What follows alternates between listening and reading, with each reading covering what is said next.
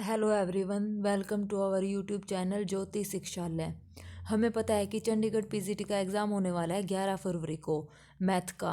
तो उसके लिए मैं कुछ आपके लिए क्वेश्चन सीरीज़ लेके आई हूँ पीजीटी मैथ की। तो आइए चलिए करते हैं सोल्व। आई होप आप सबको पसंद आएगी और आपके लिए ये हेल्पफुल होगी। देखिए पहला question, which of the following is true. हमें बताना है कि इसमें से कौन सा ट्रू है। सबसे पहले हम बेसिक से क्वेश्चन सोल्व करेंगे ताकि हम थोड़ा सा हमारा कॉन्फिडेंस बढ़ जाए। ठीक है, तो सबसे पहले देखिए फर्स्ट क्वेश्चन जो कि सिर्फ एक नॉर्मल से फॉर्मूले से रिलेटेड है, इंटरसेक्शन और यूनियन से। तो आइए चलिए देखते हैं क्या कहता है ये। हमें बताना है कि इसमें से कौन सा ट्रू है। A intersection phi is equal to phi, क्या A intersection phi is equal to phi होता है? हाँ होता है, ये हमें पता है। ठीक है, ए यूनियन फाई नॉर्मल हमें पता है कि ए यूनियन फाई किसके इक्वल होता है, हमारे पास ए के इक्वल होता है। ठीक है, ए यूनियन ए भी हमें पता है किसके इक्वल होता है, ए के इक्वल होता है। ए इंटरसेक्शन ए भी किसके इक्वल होता है, ए के इक्वल होता है। हमें पता है कि यूनियन और इंटरसेक्शन के नॉर्मल से जो फॉर्मूले हमें 11th क्लास में ही पढ़े थे, तो ये उसी से रिलेटेड था। तो ठीक है, इसका फर्स्ट ऑप्शन हमारे पास क्या रहेगा, ट्रू रहेगा। Okay, next question. इसमें हमें बताना है कि इसमें से कौन सा ट्रू नहीं है, नॉट ट्रू। तो हमें पता है कि ए सिमेट्रिक डिफरेंस, बी का क्या फॉर्मूला होता है, A minus B union B minus A. और हमारे पास दूसरा फॉर्मूला क्या होता है, A union B minus A intersection B. ये दो फॉर्मूले हमारे पास सिमेट्रिक डिफरेंस के होते हैं। ठीक है, तो हमारे पास देखिए A symmetric difference, second option में ये क्या कह रहा है कि ए सिमेट्रिक डिफरेंस बी किसके इक्वल है, A minus B union B minus, ये तो हमारे पास फॉर्मूला ही है। तो ये तो हमारा क्या हो जाएगा, ट्रू हो जाएगा। अब देखिए ए माइनस बी इंटरसेक्शन सी, ये अब जब इस प्रॉपर्टी को हम खोल लेंगे तो ये क्या हो जाएगा, ए माइनस बी इंटरसेक्शन का क्या हो जाएगा, यूनियन हो जाएगा, और ए माइनस सी ये भी हमारे पास ट्रू है क्योंकि रिजल्ट है। अब इन दोनों में देखिए ए सिमेट्रिक डिफरेंस फाई किसके इक्वल आता है, ए के इक्वल आता है या नहीं। तो हमें पता है कि ए सिमेट्रिक डिफरेंस बी का फॉर्मूला क्या था, A minus B union B minus A के इक्वल था हमारा ये फॉर्मूला। ठीक है, तो अब यहाँ ए की जगह हम क्या रखेंगे, फाई। तो ए बी की जगह A minus phi is union phi minus A, ऐसे रखेंगे। A minus B union B minus A होता है ना फॉर्मूला। तो अब देखिए ये क्या हो जाएगा, ए माइनस फाइव हमारे पास किसके इक्वल हो जाता है, ए के इक्वल, और फाइव माइनस ए हमारे पास किसके इक्वल हो जाएगा, फाइव के इक्वल। तो ए यूनियन फाइव हमारे पास, ए यूनियन फाइव ये किसके इक्वल हो जाएगा, ए यूनियन फाइव हमारे पास किसके इक्वल हो जाएगा, ए के इक्वल हो जाएगा। तो हमारे पास ये भी क्या है, ट्रू है। ठीक है, अब ए सिमेट्रिक डिफरेंस ए अगर हम करेंगे तो बी की जगह अगर हम ए लिखेंगे तो वो क्या हो जाएगा, देखिए बी की जगह अगर हम ए लिखें, ए बी की जगह अगर हम ए लिखें, ए माइनस बी जो क्या फॉर्मूला था, A minus B union B minus A. अब हम इसकी जगह क्या रखें, A minus A union A minus A, और ये किसके इक्वल हो जाएगा, फाई यूनियन फाई, जो कि किसके इक्वल होगा, फाई के। तो हमारे पास नोट ट्रू पूछा था, तो हमारे पास नोट ट्रू क्या है, फोर्थ ऑप्शन हमारे पास क्या आ जाएगा, नोट ट्रू आ जाएगा। ठीक है, चलिए next third question. Third question हमें कहता है ए इंटरसेक्शन बी हमारे पास होल्ड करता है for all set B of the universal set C, then A complement is equal to B है, तब क्या हमारे पास ये कंडीशन होल्ड करेगी। ऑब्वियस सी बात है, अगर हम ए इंटरसेक्शन ए कॉम्प्लीमेंट करेंगे तो वो हमारे पास क्या आ जाएगा, ए इंटरसेक्शन ए कॉम्प्लीमेंट, ए अगर हम ले लेते हैं 1 2, ठीक है, और ए कॉम्प्लीमेंट हमारे पास क्या आ जाएगा, ए कॉम्प्लीमेंट हमें पता है क्या होगा, फाई होगा। तो ए इंटरसेक्शन ए कॉम्प्लीमेंट हमारे पास क्या आ जाएगा, ए कॉम्प्लीमेंट, क्योंकि इंटरसेक्शन का ए कॉम्प्लीमेंट करेंगे तो वो क्या आ जाएगा, फाई ही आएगा, और फाई किसके इक्वल है, ए कॉम्प्लीमेंट के। तो ये कंडीशन हमारे पास होल्ड करती है। लेकिन हमें ये नहीं बताया हुआ कि जो ये ए है वो सेट, मतलब ए और बी हमारे पास कौन से सेट है और उनके अंदर कौन कौन से एलिमेंट है। तो ये नीड नोट के केस हो गया। ठीक है, तो हमारे पास ये फर्स्ट ऑप्शन गलत है। हमें एग्जैक्टली बताना है कि हर बार वो ट्रू कब होगा। तो थर्ड ऑप्शन क्या कहता है, ए इज इक्वल टू बी। हाँ, अगर ए हमारे पास बी के इक्वल हो जाता है तो ए अगर बी के इक्वल हो गया तो ए इंटरसेक्शन ए हमारे पास क्या होगा, ए होगा। तो ये भी हमारे पास ट्रू हो जाएगी कंडीशन, ये भी ट्रू है।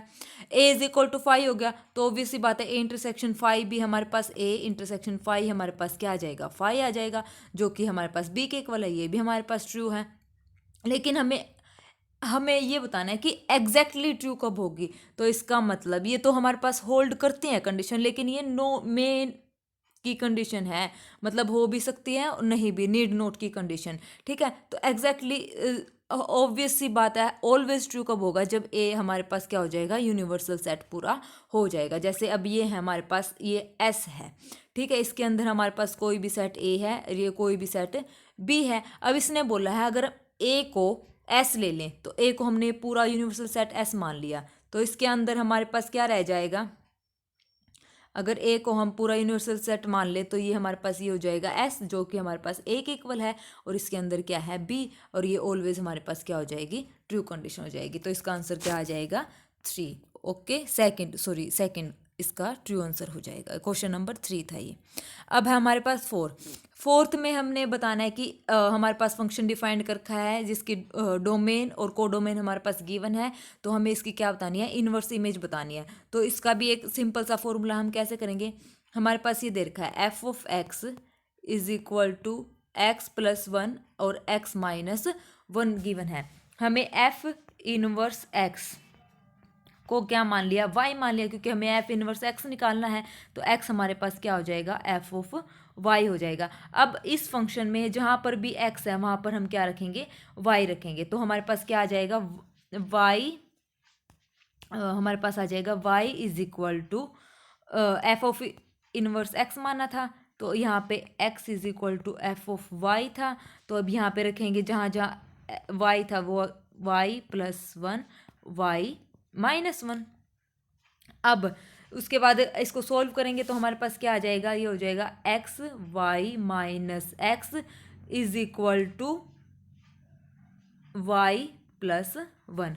अब इसको सॉल्व करेंगे तो हमारे पास ये क्या आ जाएगी, हमारे पास ये है X Y minus X is equal to Y plus 1। यहाँ से हमें निकालनी है वाई की वैल्यू, ठीक है, तो वाई की वैल्यू हमारे पास क्या आ जाएगी, एक्स वाई हमारे पास ये थी minus X is equal to Y plus 1, तो X Y minus Y this is equal to X plus 1 हो जाएगी, वाई यहाँ से common, X minus 1 this is equal to X plus 1।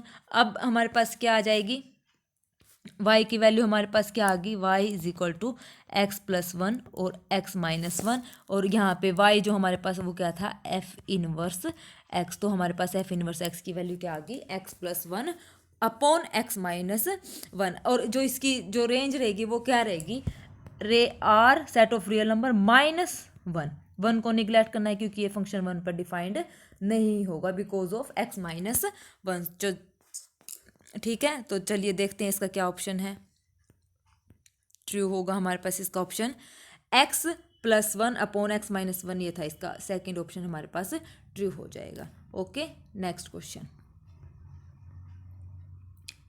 Late F Z, ये दे रखा है Z to Q defined by F of X, exponential function दे रखा है, और हमें पता है जो एक्सपोनेंशियल फंक्शन होता है उसकी जो रेंज होती है वो क्या होती है, 0 टू इन्फिनिटी होती है, जो कि अपने अंदर नेगेटिव नंबर्स को नहीं लेती, ठीक है, और इसकी कोडोमेन क्या है, क्यू, तो यहाँ पे नेगेटिव नंबर की रेंज हमारे पास नहीं मिल पाएगी, तो इसका मतलब ये क्या हो जाएगा, ये हमारे पास ऑन टू तो नहीं बनेगा, ठीक है, ऑन टू नहीं बनेगा तो ये ऑन टू है ही नहीं, तो ये फर्स्ट ऑप्शन कैंसिल हो गया, ऑन टू नहीं बनेगा तो फोर्थ ऑप्शन भी कैंसिल हो गया। अब देखते हैं सेकंड और थर्ड भी कैंसिल हो गया, तो इसका क्या ट्रू हो गया, सेकंड। और एक्सपोनेंशियल फंक्शन हमारे पास 1 तो है ही, ठीक है, वो कैसे है चलिए सोल्व करके देखते हैं। इसको हमने ले लिया 2x1 is equal to 2x2, ठीक है, x1 x2 2 एलिमेंट हो गए, तो यहाँ से हमारे पास x1 इज इक्वल टू क्या आ जाएगा, x2, जो कि हम लेके चले थे f of x1 is equal to f of x2। Okay, ठीक है, तो हमारे पास ये क्या हो जाएगा, f of x1 is equal to F of x2, तो x1 is equal to x2, तो यहाँ से क्या हो जाएगा, 1 हो जाएगा, तो इसका कौन सा ऑप्शन ट्रू हो जाएगा, second, 1 but not onto, ठीक है। चलिए नेक्स्ट सिक्स्थ 6 क्वेश्चन में क्या कहा है, A B C are subsets of the universal set S and if A union B is equal to A union C and A complement union B is equal to A complement union C. तो then हमें बताना है, ये वैसे तो general question है, अगर A union B is equal to A union C होता है और A complement union B is equal to A complement union C होता है, तो हमारे पास ऑब्वियसली बात है B is equal to C true होगा। तो कैसे होगा, देखो बी को हमने लिख लिया, फाई यूनियन बी हम इसको लिख सकते हैं, और फाई को हम क्या लिख सकते हैं, A intersection A complement union B. इसको अलग अलग करेंगे तो क्या आ जाएगा, A union B intersection A complement union B. अब यहाँ से ये वैल्यू भी हमारे पास गिवन है और ये भी गिवन है, तो यहाँ पे रखेंगे तो ये किसके इक्वल हो जाएगा, सी के इक्वल आ जाएगा। हम इसको अगर यहाँ पे ये वैल्यू ए यूनियन बी की जगह ए यूनियन सी आ जाएगा और ए डैश यूनियन बी की जगह ए डैश यूनियन सी आ जाएगा, तो यहाँ से ये फाई यूनियन सी बन जाएगा, तो यहाँ से ये सी के इक्वल आ जाएगा। ठीक है, ये जनरल सा था, ये तो सीधा फॉर्मूला बेस्ड क्वेश्चन था। 7th, rho is a relation on a set of natural number A rho B if and only if A divisible by B. Relation क्या है, ए रो बी का रिलेशन हमारे पास गिवन है, और ये रिलेशन कब बनाएगा, जब ए डिविजिबल बाय बी होगा। अब तो हमें बताना है कि कैसा रिलेशन है। तो देखिए, और जो ए और बी है वो सेट ऑफ नेचुरल नंबर से डिवाइड करते हैं, तो ऑब्वियस सी बात है अगर रिफ्लेक्सिव रिलेशन है तो वो क्या कहता है, ए डिविजिबल बाय ए, यानी कि ए रिलेटेड टू ए होना चाहिए। तो नेचुरल नंबर में कोई भी सेट उठाएंगे तो एलिमेंट उठाएंगे तो 2 डिवाइड बाई 2 किसके इक्वल आ जाएगा, 1 के इक्वल आ जाएगा। ऑब्वियस सी बात है ये 2 का 2 के साथ रिलेशन होगा, 3 डिवाइड बाई 3 हो जाएगा, 4 डिवाइड बाई 4 हो जाएगा, तो ये रिफ्लेक्सिव तो है। उसके बाद नेक्स्ट चेक करते हैं सिमेट्रिक। सिमेट्रिक है क्या, सिमेट्रिक होगा। सिमेट्रिक के लिए हम क्या करेंगे, सिमेट्रिक के लिए करेंगे 4 डिवाइड, अगर 2 है तो क्या 2 डिविजिबल बाय 4 होगा, ये इम्प्लाई करेगा, नहीं करेगा। ठीक है, तो ये इम्प्लाई नहीं करेगा, तो इसका मतलब ये सिमेट्रिक नहीं है। तो यहाँ से सेकंड ऑप्शन कैंसिल हो गया, इक्विवेलेंस नहीं है, फोर्थ नहीं है, तो फर्स्ट ऑप्शन हमारा ट्रू हो जाएगा। ट्रांजिटिव, ट्रांजिटिव अगर 16 डिवाइड करता है 4 को, 4 डिवाइड करता है 2 को, तो 16 डिवाइड करेगा 2 को, तो ये ट्रांजिटिव है। ठीक है, चलिए next question, 8th question. 8th question में हमें बताना है कि एस और एफ हमारे पास ये 2 सेट दे रखे हैं, इनके अंदर एलिमेंट दे रखे हैं 1 2 3 4, इसके अंदर 1 2 3 4 और ये इसकी इमेज दे रखी है। ये हमारे पास जी इस तरीके से डिफाइंड कर रखा है। ठीक है, तो एस तो सेट दे रखा है 1 2 3 4 एलिमेंट्स का, इसके अंदर 4 एलिमेंट्स है, एफ और जी हमारे पास ऐसे डिफाइन करना है। तो हमें इनकी फोग निकालना है, यानी कि एफ ऑफ जी निकालना है। तो हमें पता है कि जो ये इसको हम क्या बोलते हैं, सिमेट्रिक रिलेशन होता है ये हमारे पास। ठीक है, जैसे सिमेट्रिक ग्रुप होता है, परमुटेशन ग्रुप होता है, तो सिमेट्रिक ग्रुप हमारे पास ऐसे डिफाइंड होता है। तो अब जैसे हम एफ ऑफ जी निकालेंगे तो इसका ये रूल होता है कि सबसे पहले हम जी के एलिमेंट लिखेंगे 1 2 3 4 2 3 4 1, ऐसे ही एफ 1 2 3 4 1 3 4 2। तो अब इसकी प्रोडक्ट कैसे डिफाइन करनी है वो देखेंगे। 1 की इमेज क्या है 2, तो यहाँ पे 2 की पहले तो ये 1 2 3 4, 1 की इमेज क्या है हमारे पास 2, 2 की इमेज हमारे पास क्या है 3, तो यहाँ 1 की इमेज 3 आ जाएगी। 2 की 3 है, 3 की यहाँ पे क्या है 4, तो 2 की क्या आ जाएगी 4, 3 की 4 है और 4 की क्या है 2, तो यहाँ पे 2 आ जाएगी, बचा क्या 1 1 यहाँ पे आ जाएगा। करके देख लो, 4 की 1 है, 1 की क्या है 1 है, तो ये हमारे पास फोक डिफाइंड हो गया। तो जब भी हम ऐसे प्रोडक्ट डिफाइन करनी है एफ ऑफ जी की, तो सबसे पहले जी और फिर एफ ऐसे लिख के फिर प्रोडक्ट डिफाइन करेंगे, यानी कि ये पीछे से शुरू होती है। ठीक है, तो इसकी प्रोडक्ट अगर हमारे पास मान लो इन जनरल ये होता जी एफ निकालना, तो सबसे पहले एफ लिखते और फिर मल्टीप्लाई जो होती है जी होती है। ठीक है, गोफ में ऐसे होता है, अपोजिट इसकी हम प्रोडक्ट निकालते हैं। ठीक है, आ गया समझ, ये ऐसे था। Okay, next question. F A to B G B to C both injective, gof हमारे पास ये दे रखा है ए टू सी इंजेक्टिव, तो हमें बताना है कि क्या होगा। एक हमारे पास नॉर्मल सी रिजल्ट होता है एस आई, इसको हम ऐसे भी ऐसे कर सकते हैं सब इंस्पेक्टर से। सब का मतलब यहाँ पे सर्जेक्टिव और आई का मतलब यहाँ पे इंजेक्टिव। अब जैसे यहाँ पे एफ जी और जी एफ, अब देखो इसने गोफ, अब यहाँ पे गोफ है, अगर गोफ हमारे पास इंजेक्टिव है तो एफ इंजेक्टिव होगा, अगर फोग हमारे पास इंजेक्टिव है तो जी इंजेक्टिव होगा। जी और ये वही, अगर इंजेक्टिव, जैसे अब हमारे पास गोफ है, गोफ हमारे पास क्या दे रखा है, इंजेक्टिव दे रखा है, तो एफ हमारे पास क्या हो जाएगा, इंजेक्टिव हो जाएगा। अगर गोफ हमारे पास सर्जेक्टिव दे रखा होता तो जी सर्जेक्टिव होता। ठीक है, ये ऐसे डिफाइन करता है, ये ट्रिक है हमारे पास। तो यहाँ पे एफ इंजेक्टिव होगा, बट जो जी है वो need not be injective. Okay, ये सिंपल सा फॉर्मूला था, ये तो याद रखना, एस आई करके, एस सर्जेक्टिव और इंजेक्टिव, फोग और गोफ करके। ठीक है, तो ये ऐसे होगा। ठीक है, नेक्स्ट 10th क्वेश्चन। अब हमारे पास इधर क्या, F R to closed interval -1/2 से 1/2, F of X is equal to X upon X square plus 1। अब हम इसको चेक करना है कि 1 है या ऑन टू है। तो इसके लिए हम क्या करेंगे, एफ को हम एक बार के लिए 1/x पुट कर दें।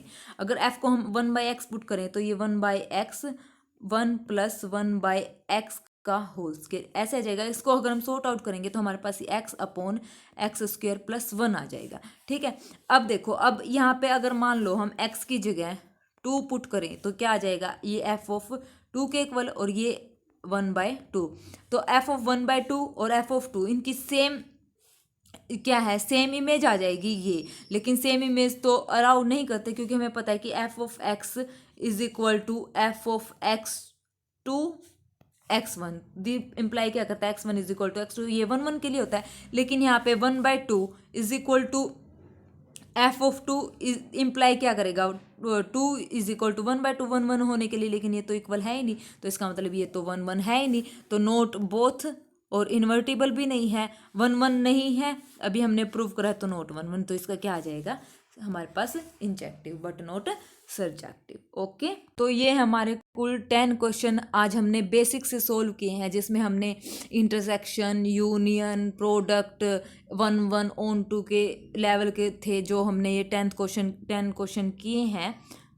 ऐसे ही हम आगे लेवल को बढ़ाते रहेंगे और जहाँ तक पॉसिबल होगा वहाँ तक उतनी प्रैक्टिस करने की कोशिश करेंगे, जो जिससे कि हम चंडीगढ़ पीजीटी मैथ के क्वेश्चन सोल्व कर पाएँ। ठीक है, तो वीडियो को लाइक, शेयर और सब्सक्राइब करें, और वीडियो देखने के लिए आपका बहुत बहुत शुक्रिया, धन्यवाद, थैंक यू वेरी मच।